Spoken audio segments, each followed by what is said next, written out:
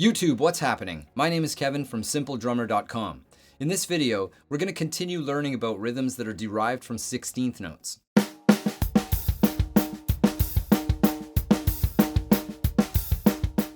I'm going to show you two more rhythms that have something in common. They both include the notes on the E's and the U's. These are the offbeat notes. Those are the ones that are the most volatile and usually mess with our timing overall, especially drummers that are in their earlier stages of developing their vocabulary.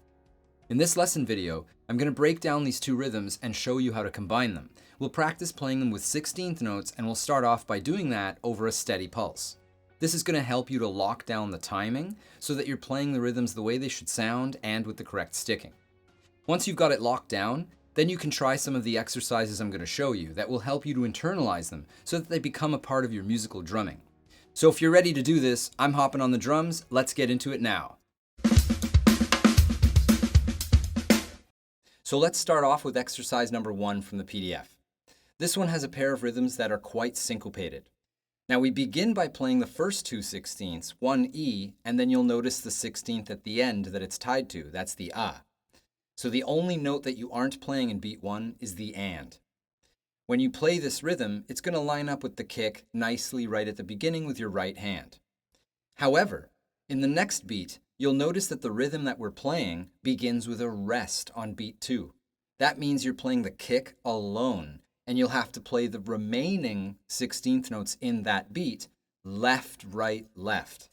That's really important. Remember, rhythm really counts, but sticking is everything when it comes to executing the rhythms. Then finally, for beats 3 and 4, you're just continuing on with your 16th notes for the remainder of that measure. We're going to practice this exercise at 60 BPM. That's a tempo that's really slow so that you can focus on the subdivision as well as the coordination between your hands and your feet. 1 and 2 and 3 and 4 and...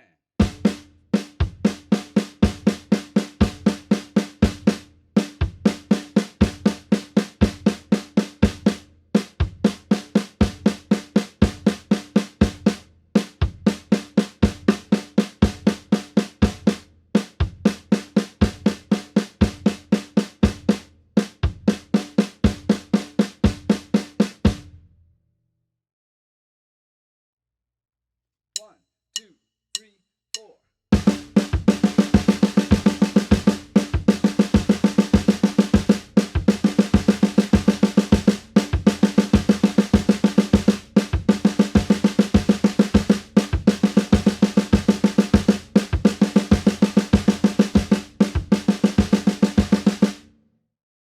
If this is your first time here, make sure you hit that red subscribe button. The best place to start is by using the rhythm for a simple drum fill. Nothing too complex, just stating that rhythm you learned and then practicing to play it using other parts of the drum kit as well. We need to choose a groove pattern for this exercise. Why don't we take an 8th note backbeat with the kick on the 1, the 2 and then the 3 and. The way we're going to practice this is in a 4-measure exercise that repeats. We're going to start by hitting the crash cymbal and playing that groove pattern for the first 3 measures. Then when you get to the 4th measure at the end, that's where we'll play the rhythm you just learned on the snare drum. Now this time, I want you to try to make it hands only. See if you can still play the rhythm accurately and keep it in the pocket without having to rely on the pulse in your kick. 1 and 2 and 3 and 4 and...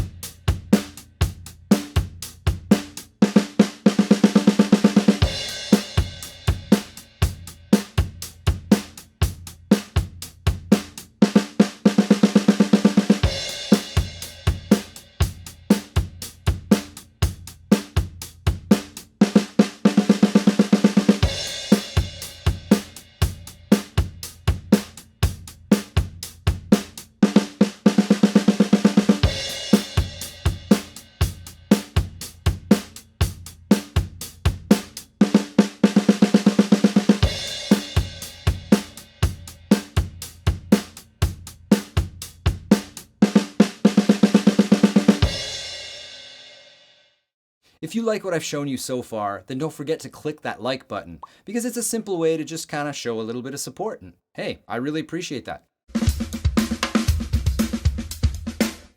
We're going to check out the second exercise on the PDF. This one has the same two rhythms that we saw before, except that they're reversed. That means we're starting the fill with a 16th rest. So we're playing the remaining notes in that beat. You have to make sure that you play them left, right, left. That's really important. If you start this fill with your right hand, then you're a goner. You're totally going to fumble, and the chances of coming out of it cleanly are next to zero. Now you're going to continue that 16th rhythm into the next beat because you're playing the first two, the 2E. Then there's a little gap there because there's no and finally you have the at the end of beat 2, and that has to be your left hand. That's leading into the 16th notes that complete the measure. So you have a flow of 16ths here that has to start right on time with your left hand, and that's going to be what this rhythm is all about. Now when we play this over top of the kick, here's what you'll notice. You're beginning with the bass drum alone because there's a rest in your hands, so you have to watch out for that. Then the next kick drum should line up with your right hand on beat 2, and that's right in the middle of that cluster of 16th notes, so you want to look out for that. The rest is relatively simple. You're playing it on the 3 and the 4. Just watch out that on beat 3, your kick connects with your right hand and you don't accidentally play it early with the in your left hand. That's a common mistake a lot of people make with this rhythm. We're going to practice playing this nice and slow on repeat at 60 BPM. It's really important that you lock in what the rhythm is that you're playing with your hands and playing it harmoniously over a steady quarter note pulse on the kick. Later on, you can also try the same exercise playing your quarter notes on the hi-hat pedal. 1 and 2 and 3 and 4 and...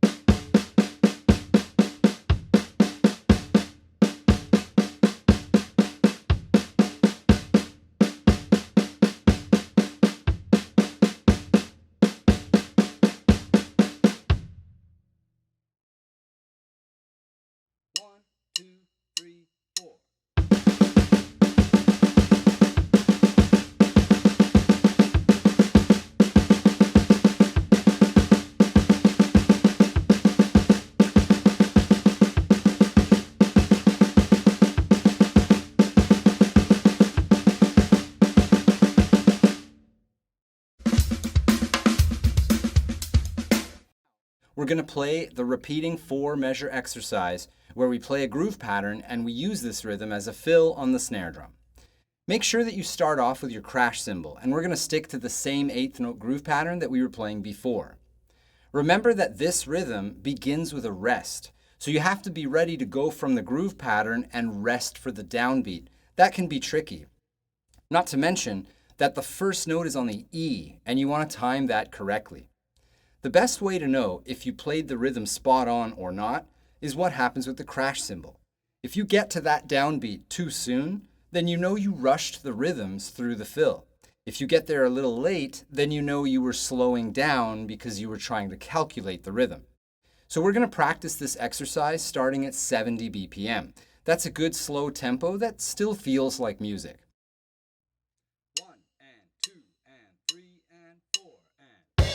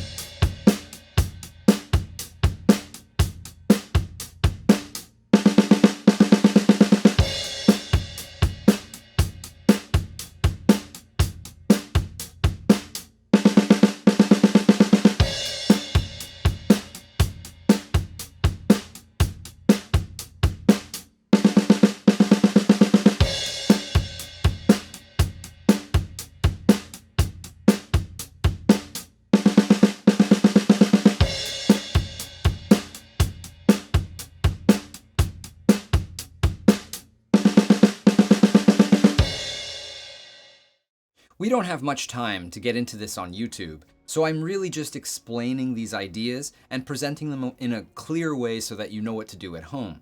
But if you want to dive a little deeper, I'll let you know that these are really only the first 2 exercises from the full lesson at Simpledrummer. There's over 20 different exercises for you to practice. In the full lesson, we're going to practice to orchestrate these rhythms around the drums in a bunch of different ways. This is going to give you a way deeper understanding of how these rhythms work, not just at the beginning of a bar, but anywhere in 4/4 time. We also have a progress tracker, so you can check off each exercise that you complete and pick up right where you left off every time. Hopefully this video has helped to give you a little more taste of the tremendous vocabulary of rhythms that are available to us. Remember, we have to learn them all, but then we also have to learn how they combine with each other, because that reveals a sort of new subset of rhythmic possibilities, and you want to get to know them all. Thanks a lot for watching this video. I'm Kevin from Simpledrummer, and I'll see you next time.